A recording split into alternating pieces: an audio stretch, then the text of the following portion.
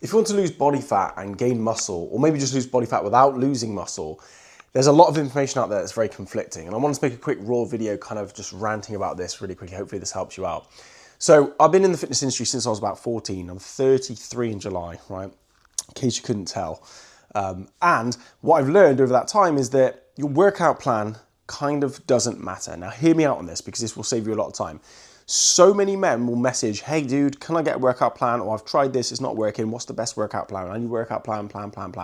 And yes, it is a part of the equation. You do need to have some sort of structure, some sort of plan to follow to get results. But here's the kicker, almost any plan will work, right? If you're there to lose body fat, you need to spend calories. You're in the gym trying to spend calories. You go for a run, you're spending calories. You do fucking sit-ups, you're spending calories. You do a deadlift, you're spending calories. So in theory, every single workout plan will work. Now, if you're sitting there thinking, well, I still need a plan, I still need some structure, that's a bit vague. What I'm trying to say is the effort going into the plan is more important than the plan. If I gave you a plan that was 7 days a week, absolutely amazing, 2 hours, super amazing, brilliantly balanced, amazingly periodic for your genetics and biomechanics, you're going to think, wow. And then I go, right, can you fit that around your work schedule? Like, oh, hell no. So what can you do? Well, I can probably do 20 minutes in the morning. I can do a full body one on Thursday and then maybe a bit of abs on Sunday. Cool. Well, that plan is going to be the best plan for you because you can actually stick to it. But there's also the nutrition, right? What's the best meal plan, right? See a theme here. I need a plan. Okay, cool. Chicken, broccoli and rice, fish and a rice cake and a box of depression, please. Cool. Are you going to stick to that longer than a week? Probably not, right? And if you do, fair play. That is some serious discipline. You know, I'm stubborn, so I probably would stick to it longer than a week, but could I do it for months? I'll be honest with you. No, hell no. And yes, the pro bodybuilders do that. That's their job. They're committed to the purpose, and they won't eat like that for their whole life. They're doing it for the goal and the show, right? So some people can, and if you like that, take that approach. If you like that, you can be disciplined. Genuinely, it's good food. It's a meme for a reason. But if I said to you, can you fit chicken, broccoli and rice for every meal around your work schedule and your family life and your social events and your friends invite you out this weekend after a stressful week and you're going to take a little box of dry chicken? Probably not. So guess what? You keep looking for all these plans that are inherently flawed and they're not going to get you the best result right off the bat. So the reason I'm making this video is I see a lot of fitness influencers, you know, they do like their gimmick. It'd be like, oh, how to get in shape when you're 50 or, oh, I'm massive and shredded, listen to me.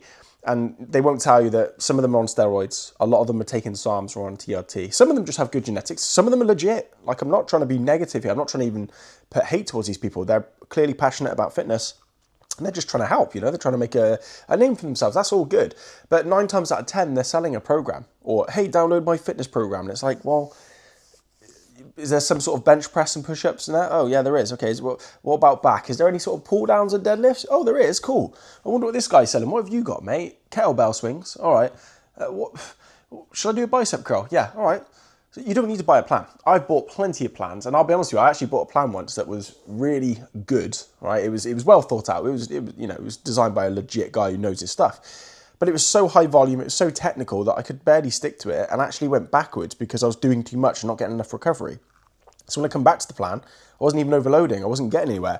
And, you know, I've been on this fitness journey since I was 14, like I mentioned. I didn't make any progress. I'll probably put some photos up here for some reference. I made no progress from age of 14 to about 20. I did genuinely look the same. I was following the best training programs. My form was good because I was a bit of a nerd with this and I had the time to piss about with it. And my food was literally brown rice, boiled chicken, right? No oil, boiled chicken. I was chucking in broccoli, which I actually quite like. I could eat that. It wasn't that bad. And then I was having like sweet potatoes in the oven, which I made. They were terrible. Didn't like them. They would go soggy when you prep them. Nasty stuff. Tinned fish, which my work colleagues love when you go out in the lunchroom and go, smell that fish. Lovely job. Who's had the fish? Me. Hello, can I help you? You get it. Fish, you know, it's good for you. Have it if you can. But point being, my diet was very good. My training was good. But I looked the same, as you can bloody well see. Why? Because I wasn't overloading the workouts. I wasn't actually hitting the calories that I needed. I wasn't progressing with my plan. I was just following the plan. And I got nowhere.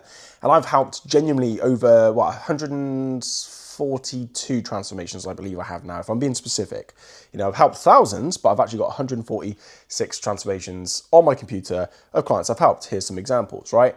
And I found that the common theme is these guys have done things correctly. They've tracked their calories, they've gone to the gym, they've lifted weights, they've done some, you know, cardio here and there, hit their abs. They get a little bit of progress because it's new, and then bam, progress stops, they hit a plateau, and they just either keep doing the same thing and get nowhere, or they actually start to go backwards because of diminishing returns. The better you get, the harder it gets to get better. So they hit a plateau, and then like, well, that leads you into this place where you're like, well, what's the best plan? And then you start following all these guys, and then you're going to see some, the liver king saying, oh, eat, your enemies, kill them and eat them, right? Eat their livers, suck their eyeballs out, whatever.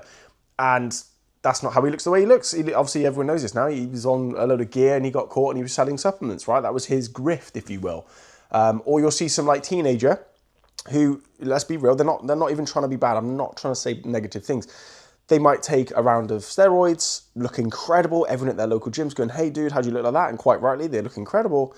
So they're going to go online and give advice where it worked for them, it might not work for you, right? Survivor's bias, the swimmer's body fallacy. Just because someone looks good that swims doesn't mean they look good because they swim, right? So it leads you to kind of go around trying to find the next best thing. And the truth is there isn't one.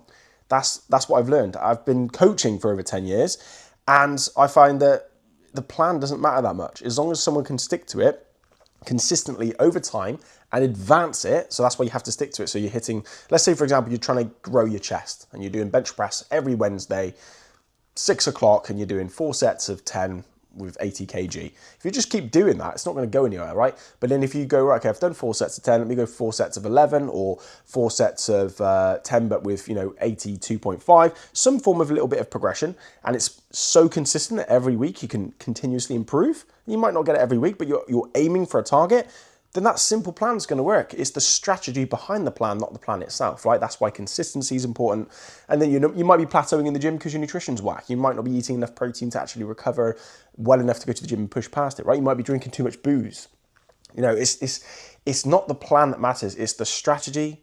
It's the being realistic. Can you apply it around your life long enough? And then do you have the accountability and support to get it done? If you live with 5 dudes that are smoking weed every day, you're probably not going to be that motivated to go to the gym. But if you're living with 5 dudes, I don't know why it's 5 dudes, but if you're living with 5 dudes that are smashing the gym, really regimented, it's going to be quite easy. So your environment's a big factor. So it's not buying the workout plans that you need. It's not subscribing to the fitness magazines. It's not fitness celebrity number 7's workout app where they're telling you to do, piston squats, even though the person that's selling the app's never done that in their life. It's what plan can you stick to consistently that you somewhat enjoy, so you're actually going to stick to it, and how do you navigate your day-to-day life and the struggles, right? If I have a bunch of cookies in my cupboard, I'm going to struggle 24/7 going, there's cookies in there, I want one. There's cookies in there, I want one. I'm probably going to lose that battle eventually, right? 8 hours in and go, fuck it, I'll have a cookie, right? I'm like that with ramen. I ate a bowl of ramen last night. It's terrible. Shouldn't have had it, but I bought it and put it in the cupboard. My fault. Next time I go for a food shop, I won't buy it. Guess what? Guess how easy it is to avoid ramen if it's not in the house? Easy. Do you know what I mean? Environment is important. Support and structure is important. Your consistency is vital, and your adaptation and improvement in the gym is vital. Now, you're either going to be able to do this on your own because you're disciplined and you've got a good setup, and in which case you probably won't be watching videos on YouTube on how to progress.